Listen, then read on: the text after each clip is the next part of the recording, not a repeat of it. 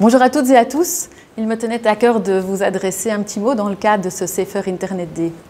Aujourd'hui, la profusion d'informations, l'omniprésence des réseaux sociaux, les phénomènes de désinformation, le cyberharcèlement font partie de notre quotidien, ont transformé nos usages et parfois même notre perception du monde. Il est parfois extrêmement difficile de ne pas se perdre dans la multitude d'informations dans lesquelles nous sommes plongés parfois dès le plus jeune âge. Et s'il est fondamental évidemment de protéger les usagers du web, permettre à chacun et à chacune de comprendre et de décrypter ces informations est un enjeu fondamental, un défi majeur pour notre société, voire même notre démocratie. La pandémie du Covid-19, l'attaque du Capitole, l'invasion de l'Ukraine par la Russie nous rappellent qu'il est fondamental de donner des compétences et des outils en éducation aux médias pour comprendre les enjeux de ces crises successives, pour permettre de vérifier ses sources, pour aussi être capable de faire la différence entre le vrai et le faux, bref, pour exercer son esprit critique.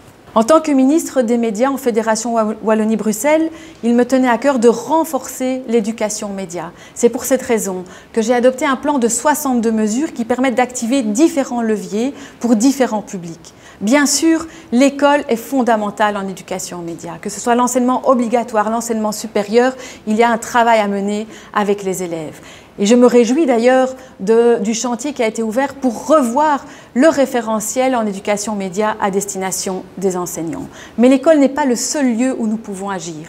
Que ce soit en aide à la jeunesse, en éducation permanente, en culture, mais aussi par et avec les journalistes, par et avec les médias, les leviers se trouvent à différents endroits et nous devons nous en saisir. Nous devons nous adresser à tous les publics, jeunes ou moins jeunes. Et nous devons vraiment mettre en place des stratégies éducatives innovantes et adaptées en éducation média avec un point d'attention particulier pour les publics les plus vulnérables.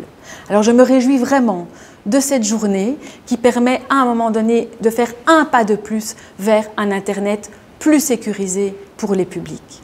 Merci à Child Focus, au CESEM, à Média Animation, mais aussi à l'équipe de Petra de Sutter de nous permettre de vivre cette journée tous ensemble, toujours pour aller plus loin en éducation média. Je vous remercie pour votre attention.